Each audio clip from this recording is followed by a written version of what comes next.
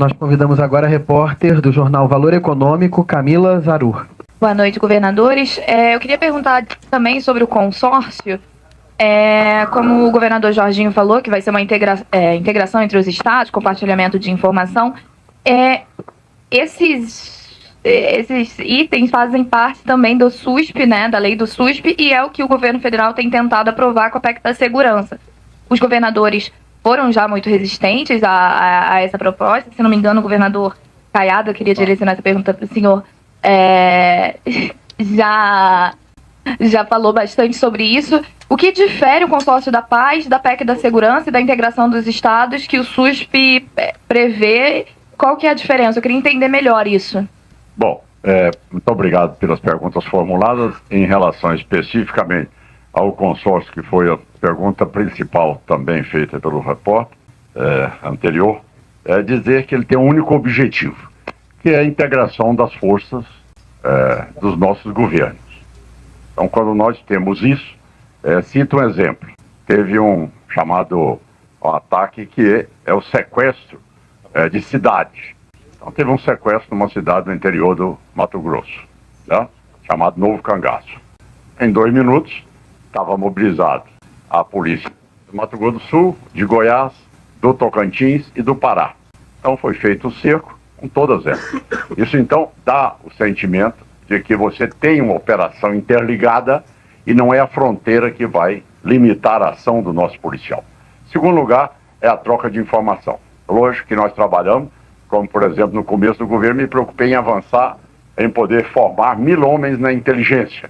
E, a partir dali, passei a ter a capacidade de antecipar o crime. Com isso, nunca tivemos um assalto a banco, nunca mais tivemos um assalto a carro forte, nunca mais tivemos um sequestro, nunca mais tivemos um novo cangaço, nunca mais tivemos uma invasão de terra. Então, a tese do consórcio é exatamente fazer com que todas as nossas forças integradas, com base na inteligência e a parte operacional, possa ser utilizada para poder atender qualquer um dos governadores no momento emergencial, sem ter que perguntar, olha, precisa de mim? Não, o deslocamento já é imediato. Então isso dá uma agilidade, foi proposto também pelo nosso governador do Rio de Janeiro, e a central ficará aqui, todos nós entendemos, por um motivo só. Este assunto, ele está sendo tratado no Rio de Janeiro por um motivo principal. A ADPF que foi feita transformou o Rio de Janeiro numa zona livre do crime. Então, eu tive a oportunidade de mostrar ao presidente Lula no evento dentro do Palácio do Planalto que só de Goiás tinham 47 faccionados do Comando Vermelho aqui no Rio de Janeiro, porque era exatamente naquela zona livre ali que eles viviam desfrutando como se fosse num resort de melhor qualidade de vida e mandando no crime lá no estado de Goiás. Essa situação, eu vi o levantamento só do Rio de Janeiro, só da Bahia tinham 18 que foram presos aqui. Não sei quantos foram a óbito. De Goiás foram 4 a óbito. Então, esta realidade é que fez com que todo o comando do Comando Vermelho do Brasil migrasse para o Rio de Janeiro. Então, não é um assunto específico do Rio de Janeiro. Ele tem que ter também o apoio de todos nós, que sabemos que grande parte migraram para cá e daqui mandando fazer as ações nos seus estados.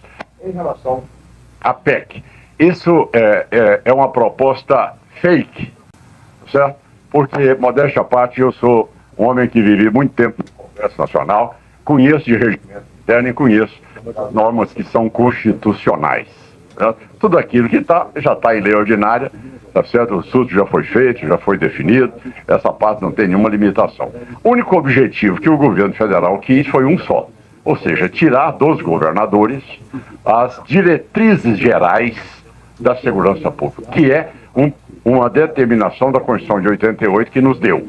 Então ele quer transferir aquilo para a diretriz geral do Ministério da Justiça. Só isso. É intervenção direta nas polícias dos estados. E ele diz, como se ele fosse um iluminado, para saber como é o crime no Rio de Janeiro, em Goiás, no Amapá, no Rio Grande do Sul, de repente ele sabe mais do que as nossas polícias. Então, é exatamente isso que está lá no texto. Fora isso, é o que ele fala de integração. Nós não temos dificuldade na integração. Nós temos dificuldade pela ausência do governo.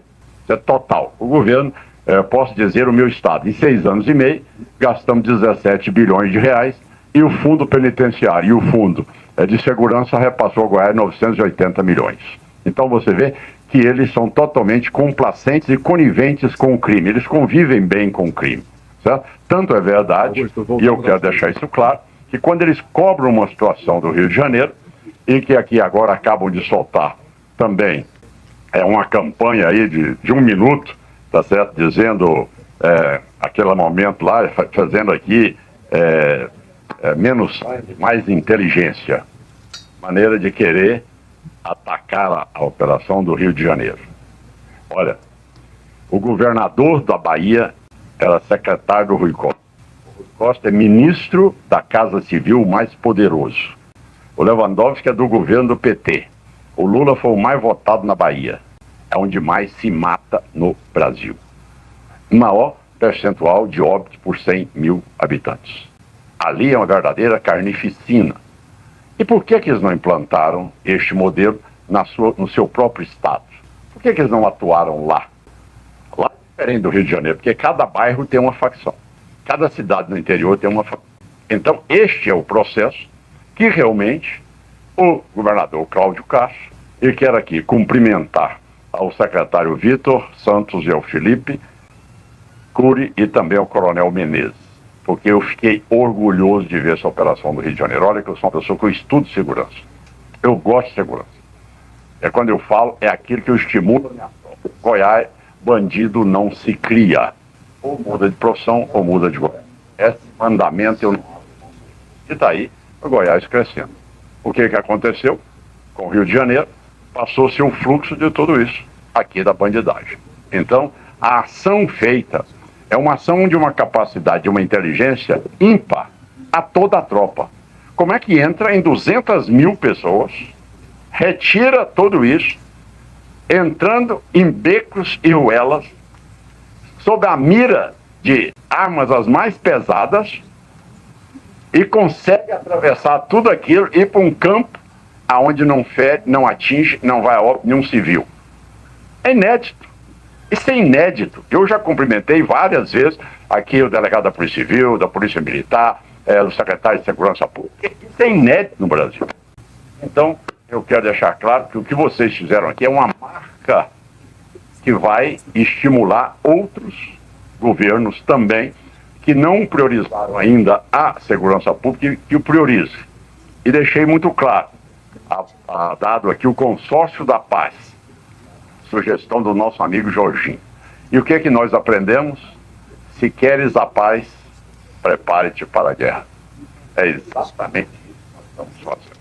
Este consórcio tem esse objetivo. Se queres a paz, ali, prepare-te para a guerra.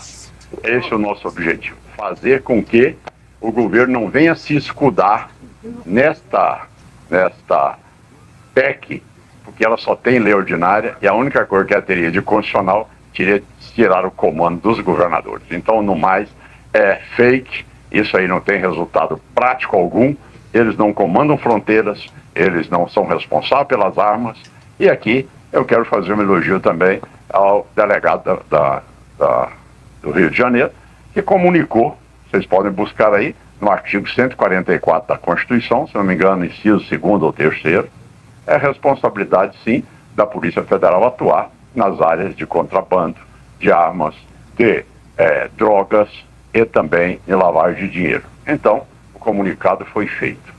Essa é a possibilidade, essa é a realidade que aconteceu. Agora, se não tenha o ímpeto, a vontade de enfrentar essa bandidagem, mas teve um problema lá que tiveram óbitos. Então, quer dizer que a inteligência, eu não sei, de nenhum escritório na Faria Lima que tenha fuzil e nem drone para jogar bomba, tá certo? Como foi atingido aqui as polícias. Agora, a pergunta que fica é o seguinte, isto aí, então, essas pessoas que lá vivem, elas podem morar sobre a lei do narcotráfico, do narcoterrorismo. Identifica quem vai matar, identifica quem vai esquartejar, identifica quem vai ser arrastado pelo carro no meio da rua, identifica a pessoa que vai ser torturada dentro de um tanque de gelo, identifica a mulher pobre que é assassinada ali, porque é uma decisão do governo, identifica qual é a jovem que será estuprada e nada disso acontece. Então, eles lá, eles podem viver sob o comando e a égide da facção. Quer dizer, essa é que é. Não, afinal de contas eles estão longe, né? Então deixa lá. Agora, lá na Faria Lima, vamos fazer uma atuação como se a Faria Lima vai ter drone com bomba, vai ter fuzil .50, vai ter calibre 762. Então, gente, você vê que é uma propaganda feita que tenta desestruturar quando as forças de segurança entram para poder levar a paz às pessoas. Então, acho que esse é o ponto. Esta é a operação sua. Ô, Cláudio, mais uma vez, meus parabéns, meus cumprimentos. Você reacendeu em muitos estados que não acreditavam na segurança pública. Eu posso dizer hoje, se eu tenho 88% de aprovação, é pela segurança pública. Se eu tenho investimento em Goiás, é pela segurança pública. Se eu vou ter a MotoGP, que é o maior evento, tá certo, que existe no mundo hoje, é porque o presidente do Dorna disse, eu vou para Goiânia porque eu sei que lá, Goiás, segurança é plena, tá certo? Então, empresa, esta é a realidade que nós temos. Segurança pública é governabilidade. Não tem segurança pública, é a baderna que está aí. Então o Brasil tem duas opções. Se você quer ter a opção do Lula Maduro, fique com eles. Se você quer ter a opção do Castro, nós e tudo mais, que queremos seriedade, queremos a lei, aí vocês fiquem conosco. Esse é o divisor de água. O divisor de água é moral. Moral. Tá certo? Quem quer cumprimento da lei e instalação da democracia, está aqui. Esta é a operação do Rio de Janeiro, que será o divisor de águas no combate à corrupção e o combate ao narcotráfico nesse país. Então, na minha opinião, uma operação extremamente bem planejada e sucedida. Então, venho aqui para reconhecer todo esse trabalho que as forças de segurança do Rio de Janeiro fizeram sem apoio do governo federal, que deveria ter tido.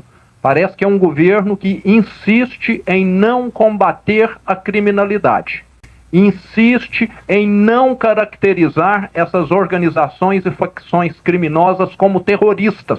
Quem ocupa espaço é terrorista. Se um país invadir o Brasil, nós vamos ficar aqui aplaudindo, falar que não há invasão, que não é um atentado à soberania do Brasil. Essas facções hoje, nós sabemos, controlam território, colocam barricadas, incendeiam ônibus, têm armamentos privativos somente das Forças Armadas, extorquem a população.